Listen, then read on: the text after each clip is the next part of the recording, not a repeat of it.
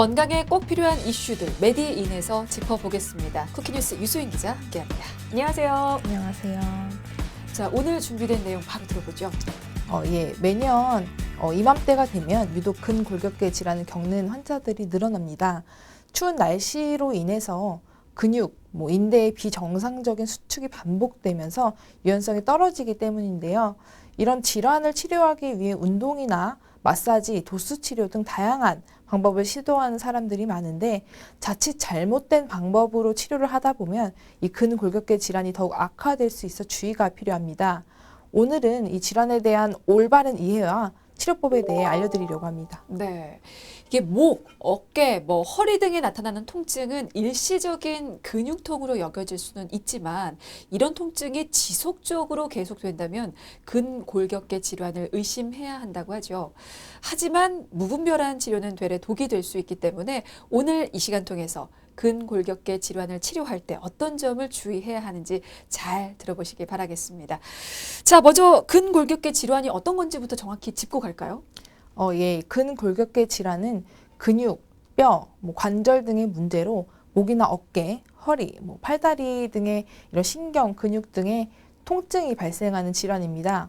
일상생활에서 잘못된 습관에 의해 생기거나 갑작스럽게 근육이나 관절을 사용할 때 노년기 퇴행성 질환 등으로 주로 나타나게 됩니다. 네, 사실 이 근골격계 질환으로 진료를 받는 사람이 한둘이 아니라고 합니다. 국민 3명 중에 1명은 이런 근골격계 질환으로 진료를 받았을 정도로 매년 환자들이 꾸준히 증가하고 있는 추세라고요.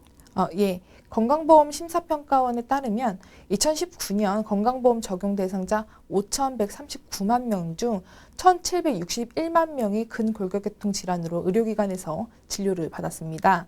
이는 국민 3명 중 1명이 근골격계 통증과 기능 저하로 의료기관을 찾은 것을 의미하고요. 네. 2009년 대비 수진자 비율은 7.9%포인트 증가했습니다. 네.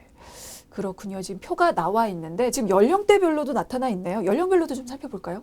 그 연령대별로는 50대 수진자 수가 401만 명으로 가장 많았지만 20대와 30대 환자 수도 349만 명으로 나타났는데요. 특히 20대 환자는 2009년 110만 명에서 2019년 146만 명으로 늘어나 연평균 증감률이 2.9%였고요. 30대는 연평균 1.6%포인트씩 증가해서 같은 기간 174만 명에서 203만 명으로 늘었습니다. 네, 연령대 전반적으로 좀 많이 증가했습니다. 특히나 젊은 층에서 20대에서 좀 많이 증가했고요. 좀 계속해서 꾸준히 늘고 있는 그런 점들이 좀 눈에 띄는데 이렇게 근골격계 질환 환자 수가 꾸준히 늘고 있는 이유, 많아지게 된 주된 이유는 어디에 있을까요? 근골격계 질환은 손이나 특정 신체 부위에 반복적인 스트레스가 누적돼 점진적으로 발생하는데요. 무리한 힘, 과도한 반복성, 좋지 않은 자세, 연속된 작업과 같은 위험 인자의 결과로 나타난다고 합니다. 그러니까 주로 특정 부위에 가해지는 스트레스나 부담이 원인이 되는 거군요. 알겠습니다. 자, 이런 근골격계 질환도 몸의 부위별로 종류가 좀 나뉜다고 하는데 주로 어떤 종류의 통증들이 좀 많이 발생하는 편입니까? 질환별로는 경추 통증이나 요통을 포함한 등 통증을 호소하는 환자가 전체 근골격계 질환자의 한 30%를 차지하는 것으로 나타났고요. 그리고 무릎 관절증이나 근막 통증 증후군 등을 포함한 기타 연조직 장애 순으로 많았습니다. 기타 연조직 장애의 경우 스마트폰 사용 인구가 증가하면서 늘어난 VDT 증후군 환자도 포함되고 이 유형의 환자는 최근 10년간 꾸준히 증가한 것으로 나타났습니다. 네, 정말 스마트폰 같은 기기 사용이 늘면서 이런 근골격계 질환을 호소하는 사람들이 정말 많이 는 것 같습니다. 이런 질환의 발병 연령대도 좀 점점 낮아지고 있는 것 같아서 요즘에는 목, 허리, 어깨 통증 한번 호소하지 않은 사람이 없을 정도로 좀 많이들 느끼고 있는 것 같은데요. 그래서 사실은 이런 질환들을 대수롭지 않게 여기고 그냥 지나가는 것 자체가 좀 문제가 된 것 같아요. 목이나 허리, 무릎 등 근골격계가 아프면 나이 탓이겠거니 네. 하거나 시간이 지나면 괜찮아지겠지 하고 이렇게 가볍게 넘기는 경우가 많습니다. 하지만 이거는 이제 만성 통증으로 가기 직전 몸이 보내는 그런 간절한 신호일 수 있기 때문에 주의하셔야 합니다. 특히 겨울에는 평소보다 몸이 굳어서 유연성이 떨어지면서 뭐 길을 가다가 또는 뭐 무거운 물건을 들다가 허리를 삐끗하는 경우가 많은데요. 통증이 이따금씩 느껴진다고 해서 파스나 찜질 등으로 해결하려고 하면 병을 더 키울 수 있기 때문에 주의하셔야 합니다. 네, 정말 이 근골격계 질환은 나이 탓하는 분들 정말 많은 것 같은데 모든 질환에는 치료를 위한 최적의 시기가 있다고 하잖아요. 근데 이 근골격계 질환에도 골든타임이 있다고 하더라고요. 예. 그 전문가들은 근골격계 질환에도 그 적정 치료 시간인 그런 골든타임이 있다고 말하고 있습니다. 네. 김범석 재활학과 교수는 근골격계 질환, 뭐 그로부터 오는 통증은 완치되는 질환이 아니다. 나이가 들면서 질환이 진행되는 그런 퇴행성 질환이기 때문에 평생 관리해야 한다면서 요즘은 젊은 나이부터 뭐 손목 저림이나 목 통증 등 뭐 이런 이제 질환들을 호소하는 경우가 많은데 그런 골든타임을 놓쳐서 관절이 모두 망가진 다음에 오면 통증의 강도는 심해지고 회복도 더뎌진다고 강조했습니다. 그렇군요. 완치가 되는 질환이 아니고 꾸준히 관리해서 달래면서 같이 살아야 하는 질환이군요. 아, 그래서 뭐 이 정도 가지고 뭘 치료받아라고 생각할 게 아닌 것 같은 것이 병 키워서 가면 치료가 더 어려운 법이잖아요. 이 근골격계 질환도 예외는 아니라는 얘기입니다. 그러면 사실 더 궁금한 건 초기 치료가 필요한 이유, 이런 치료 속도가 더뎌진다 말고 다른 이유가 더 있는지도 좀 궁금하거든요. 예, 이 근골격계 질환을 초기에 이제 잡지 않으면 만성 통증으로 발전해 이제 치료하기가 쉽지가 않은데요. 네. 일단은 뭐 통증은 신경계와 연결이 돼 있어서 어느 부분에 통증이 발생하든 몸에 스트레스를 주기 때문에 빠른 시일 내에 전문의를 찾아 정확한 진단을 받는 것이 좋다고 합니다. 또 이 전문가에 따르면 실제 임상 현장에서는 통증 때문에 삶의 질이 이제 크게 떨어져서 우울증으로 정신과 진료를 함께 보는 경우가 좀 다수 있다고 합니다. 몸이 아픈데 또 네. 정신적인 고통으로 이어질 수가 있는 거군요. 네. 그렇군요. 실제로 이 근골격계 질환을 방치해서 생기는 만성 통증이 삶의 질을 뚝 떨어뜨린다는 관련 통계도 나와 있다고요? 예, 지난 2019년 대한통증학회가 국내 만성통증 환자 1000여 명을 대상으로 실시한 조사 결과에 따르면 약 35%가 자살 충동을 느꼈고 대부분의 환자들이 만성통증으로 인해 수면 장애나 우울감, 집중력 감소, 불안감 등을 겪고 있었다고 합니다. 이는 곧 이제 경제 활동의 제약, 가정 불화, 실직 등으로 이어졌습니다. 네, 얼마나 봤으면 자살 충동까지 느꼈을까요? 문제가 되는 게 한두 가지가 아닌 것 같습니다. 이게 몸만 아픈 게 아니고요. 몸이 아프니까 일을 못하게 되고 결과적으로 또 가정 불화까지 이어지는 그런 악순환이 또 지속이 될 것 같은데 뭐 얘기를 듣다 보니까 치료 시기를 놓치지 않는 것이 정말 중요하다는 생각이 듭니다. 자, 그렇다면 이 근골격계 질환을 극복하기 위해서 흔히들 어떤 노력들을 하고 있는지 하게 되는지도 좀 들어보죠. 통증이 있을 때 쉽게 접근할 수 있는 방법으로는 운동과 마사지가 있습니다. 운동으로는 근력과 유연성을 키울 수 있고 통증이 있는 부위를 마사지함으로써 또 증상이 완화되는 느낌을 받을 수 있기 때문입니다. 또 가장 흔히 하는 방법인데요. 비수술 치료의 일종의 도수 치료가 있습니다. 도수 치료란 그 맨손으로 치료한다는 뜻인데 의사 혹은 의사의 감독하에 전문 물리치료사가 손을 이용해 뭐 척추나 사지 연부 조직, 관절의 위치를 바로잡고 통증을 치료하고 체형을 교정하는 그런 방법입니다. 네, 뭐 운동, 마사지, 그리고 도수치료 얘기도 나왔죠. 이렇게 여러 가지 방법이 있는데 물론 어떤 운동을 혹은 어떤 치료를 받느냐가 중요하죠.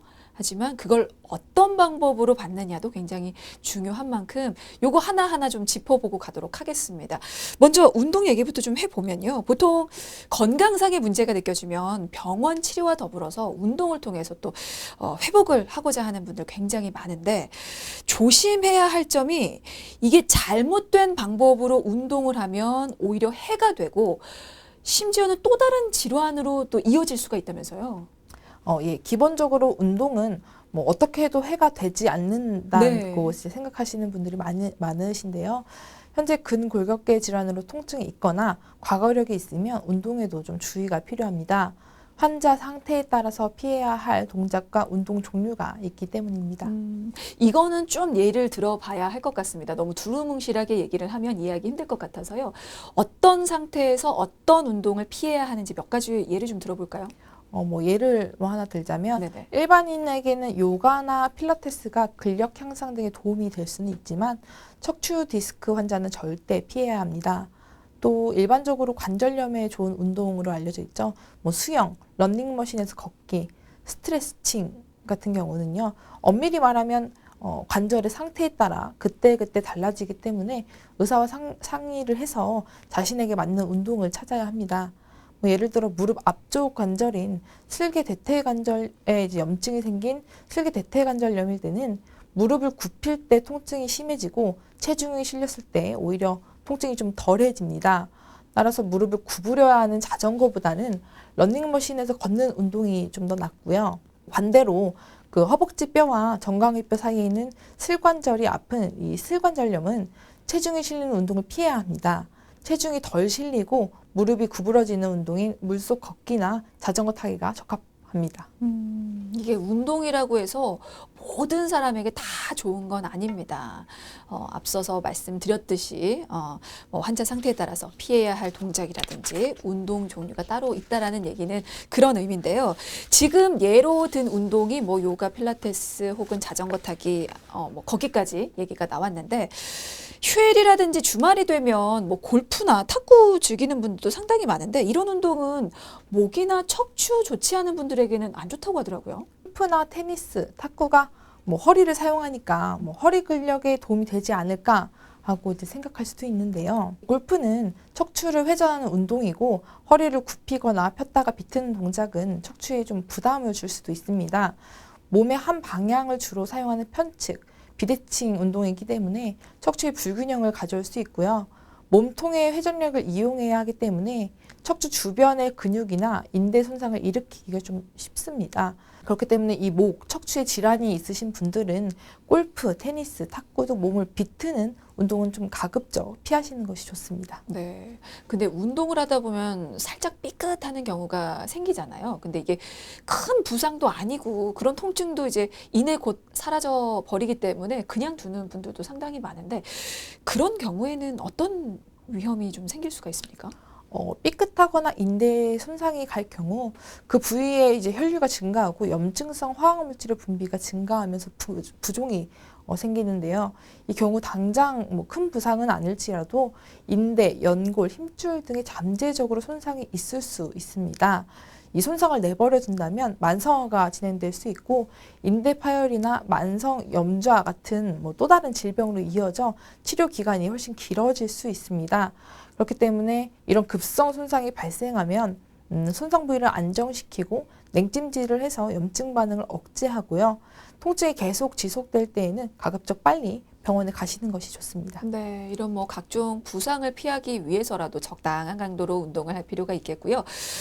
그리고 요즘에는 이 코로나 바이러스 때문에 집에서 하는 홈트 열풍이 또 불고 있잖아요. 근데 이제 TV 등을 통해서 이런 홈트 영상을 보고 따라하는 것도 사실은 걱정이 좀 되는 부분이 있는 것이 자세는 옳게 하고 있는지 강도는 적당한지 이런 피드백을 받을 수가 없으니까 이제 그래서 이런 홈트를 통한 운동도 치료에 도움이 되는지 사실은 그 여부를 확인할 필요도 있을 것 같은데요.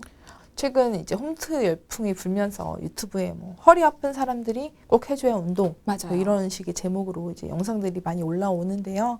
하지만 임상 현장에서는 실제로 그 전문성 없는 사람들이 추천하는 대로 동작을 따라하다가 오히려 몸을 망가뜨린 채로 병원을 찾는 사람들이 좀 많다고 합니다. 그렇군요. 그러면 그런 사태를 막기 위해서 어떤 점을 좀 주의하는 게 좋을까요? 일단 본인이 이제 근골격계에 질환이 있거나 과거에 통증을 앓았던 적이 있으면 병원을 찾아서 교육을 받는 게 우선되어야 합니다. 병원에서는 치료만 하는 게 아니라 자세 교정이나 피해야 할 동작들, 해줘야 할 동작들도 알려주기 때문에 운동을 하기에 앞서서 나에게 적절한 운동, 동작이 무엇인지 여부를 좀 먼저 전문의와 상담을 하는 것이 좋습니다. 알겠습니다. 그러니까 내가 근골격계 환자라면 운동을 시작하기에 앞서서 내가 하려는 그 운동이 내 지금 몸 상태에 괜찮은지 전문의에게 상담을 받는 것도 상당히 도움이 될 것 같은데, 자, 운동 얘기 여기까지 하고요. 그리고 마사지 얘기도 좀 하고 싶은데 운동뿐만 아니라 사실은 검증되지 않은 마사지도 참 많은 걸로 알고 있는데요. 이것도 좀 주의를 해야 할 필요가 있죠. 예, 마사지도 이제 같은 맥락에서 네. 질환을 악화시킬 수 있는데요. 장현동 대한도스의학회 총무 부회장은 일시적으로 시원한 느낌을 내려고 일부러 뼈소리를 내다가 목 등이 이제 잘못 꺾여서 병원을 찾는 경우가 많다. 목욕탕 때밀이 때문에 온 사람도 있다면서 그 소리를 나게 하는 것은 쉽지만 잘못 돌리면 통증이 더 심해질 수 있고 심하면 이 늑골 골절도 일으킬 수 있다. 미국 등에서는 사망 사례가 보고되고도 있다라고 지적했습니다. 그러니까 이게 마사지를 하기 전에 실은 그 환자의 치료 경력 등을 미리 살피고 이게 마사지를 받으면 굉장히 좋은데 의료 종사자나 뭐 관련 전문의가 아닌 이상은 그렇게 행하기가 힘든 부분이 있잖아요. 그러면 또 하나 생각이 드는 게 지금 물리치료사가 얼뜻 연상이 되는데, 그렇다면 물리치료사들은 사실 의사의 감독하에 도수 치료 등을 하는데 뭐 그거는 괜찮을지가 참 사실은 의문이 듭니다. 왜냐하면 도수 치료도 환자들 치료 효과가 사실은 제각각 나타난다고 들었거든요. 어떻습니까? 예, 그 통증 완화 목적의 치료에 있어서 그 도수 치료가 하나의 대안이 될 수는 있습니다만 도수 치료가 효과가 있느냐 없느냐를 구분하는 것은 조금 어려울 수밖에 없습니다. 통증 관련 질환은 환자 삶이 편해지고 개선되면 효과가 있는 것인데요. 이런 치료 효과를 보는 지표가 매우 주관적일 수밖에 없죠.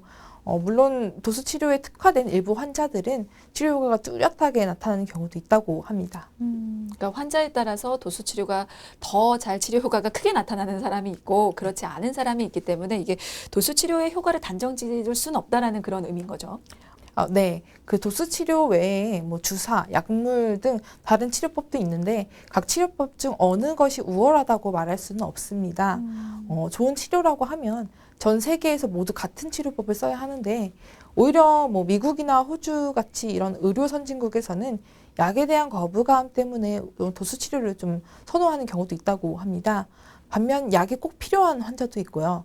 뭐 예를 들어서 관절염이 심해서 무릎이 부은 경우에는 주사 치료가 필요한 경우도 있는데요. 이렇게 개인마다 권고되는 치료가 좀 다를 수밖에 없습니다. 그러니까 어떤 치료가 뭐 좋고 나쁘다 혹은 우월하다라고 말을 할 수는 없지만 그래도 그 많고 많은 치료법 중에 이 도수 치료도 하나이기 때문에 어쨌거나 뭐 꼭 필요한 치료라고는 말할 수 있는 거죠. 예, 그 뭐 특히 이제 삶의 질이 중시되는 현대 사회에서는 좀 꼭 필요한 치료라고는 할 수 있다는 것이 이 전문가들의 중론입니다. 10명 중 8명은 일생 동안 허리 디스크를 한 번 이상 경험한다고 하고 또 수술이 어려운 그런 고령의 노인 환자도 늘고 있는 상황에서 진통제로만 해결하는 시대는 좀 지났다는 이제 의미인 거죠. 도수 치료에 효과가 있다면 초반에 조금 적극적으로 치료하는 게 효과가 있을 뿐만 아니라 장기적으로도 과도한 의료비 지출을 줄일 수 있다고 합니다. 네, 뭐 요즘 도수 치료가 무분별하게 시행되는 측면이 있기 때문에 이제 이 도수 치료에 대한 이미지가 좀 부정적으로 굳혀진 그런 분들도 상당히 계신 것 같은데 어쨌거나 도수 치료가 근골격계 질환자들의 삶의 질을 향상시킬 수 있다라는 점에서 앞으로 좀 많은 환자들이 효과를 볼 수 있도록 이 도수 치료의 어떤 질 관리가 필요하다는 의견이 꾸준히 나오고 있습니다. 그렇다면 여기서 살펴보고 싶은 부분은 어떤 부분이 고려가 돼야 하는지도 좀 보고 싶거든요.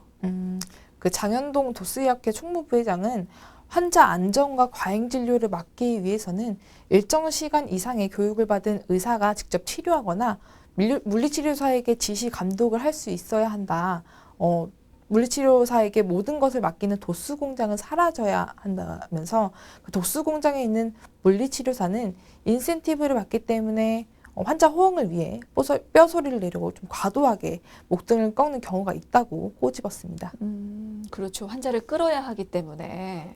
근데 사실 도수 치료에서 가장 문제로 지적이 되고 있는 부분은 과잉 진료인 거죠. 예, 뭐 도수 치료는 실비보험과 관련한 좀 도덕적 해이의 상징으로 여겨지고 있는데요. 일부 병원에서 보험 가입 여부를 묻고 치료하는 식의 행위가 좀 만연할 뿐만 아니라 실손보험 가입자들에게 과잉, 허위 진료를 유도하는 사례가 종종 있었기 때문입니다. 또 이 의료기관별 진료비 편차도 큰데요. 2019년 근골격계 관련 도수치료 1회 비용은 최저 5,000원에서 최고 24만 원의 차이가 발생했습니다. 그것 때문인지 이 전문의와 실손 의료보험사 사이에서 눈치를 보는 그런 근골격계 질환자들도 있다고 하더라고요. 그 의사의 소견에 따라 도수치료를 받은 후에 진료비를 청구하면 보험사가 이제 서류 제출, 뭐 실사 압박 같은 이런 제재를 건다는 것인데요. 뭐 심한 경우에는 뭐 범법자 취급을 한다, 뭐 이런 얘기도 있다고 합니다. 예. 아파서 간 건데 범법자 취급은 너무 심한 거 아닌가라는 생각도 좀 드네요. 어쨌거나 이제 최근에 정부가 과잉 진료를 부추기는 이 비급여 항목의 관리를 강화하고 또 보험 개편 구조, 상품 구조 개편을 추진하겠다고 발표를 했는데 이 내용도 좀 보고 가죠. 보건복지부와 금융위원회는 지난해 12월 24일 공사보험 정책협의체를 개최하고 건강보험 비급여 관리 강화 방안, 실손보험 상품구조 개편 등 그런 주요 현안을 논의했는데요. 금융위는 실손 가입자 간 보험료 부담의 형평성을 제고하고 합리적 의료 이용을 유도하기 위해 비급여 특약 분리, 비급여 의료 이용에 따른 실손보험료 할인 할증제 도입 등을 추진키로 했습니다. 쉽게 말해서 비급여 진료비 청구를 많이 한 사람의 보험료를 더 올리기로 한 것입니다. 아무래도 도수 치료를 이용하는 데 있어서 제동이 걸릴 수밖에 없겠다라는 생각이 드는데 그러면 이게 필요에 의해서 꼭 도수 치료를 받아야 하는 근골격계 질환자들의 부담도 좀 커지지 않을까라는 생각도 드네요. 예, 그렇죠. 아무래도 뭐 보험료 차등제가 과잉 진료를 막는 데에는 뭐 어느 정도 도움이 될 수는 있겠으나 문제는 이런 조치가 의학적 필요에 의해 치료를 받는 환자들에게는 좀 피해로 돌아갈 수 있다는 것입니다. 도수 치료로 의학적 효과를 본 환자들 입장에서는 치료를 좀 중단해야 하는 상황이 발생할 수 있습니다. 이게 도수 치료가 무분별하게 이루어지고 있다라고 하면서 지적은 하면서도 정작 적정 치료 혹은 과잉 진료에 대한 그 기준은 없는 것으로 알고 있는데요. 이게 애꿎은 환자만 피해를 보게 할 것이 아니라 올바른 치료 가이드라인이 우선 정립이 돼야 하는 게 아닐까 싶어요.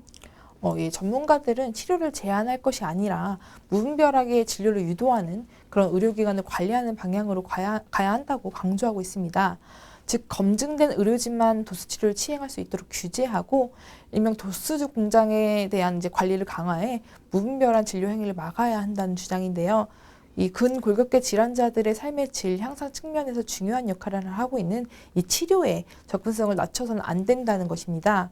서울 소재 한 대학병원에 있는 재활의학과 전문의는 근골격계 질환도 골든타임이 있기 때문에 초기에 조금 더 적극적으로 치료하는 것이 뭐 효과적이겠지만 아무래도 그 치료질을 높이기 위해 조금 더 검증된 사람들만 도수 치료를 할 수 있도록 하는 게 도움이 될 수 있을 것이라고 주장했습니다. 네, 이게요. 비급여 진료량만 줄여서는 이 악순환의 고리를 끊어내기는 어렵지 않을까 싶습니다. 도수 치료가 절실한 이 근골격계 환자들을 위해서라도 도수 치료의 질 그리고 시행 기관에 대한 관리가 선행이 돼야 될 것 같고요. 사실은 저도 이 근골격계 질환자의 한 사람으로서 끝까지 또 지켜보도록 하겠습니다. 자, 메디인 오늘은 여기서 인사드리도록 할게요. 지금까지 쿠키뉴스 유수인 기자였습니다. 고맙습니다. 감사합니다.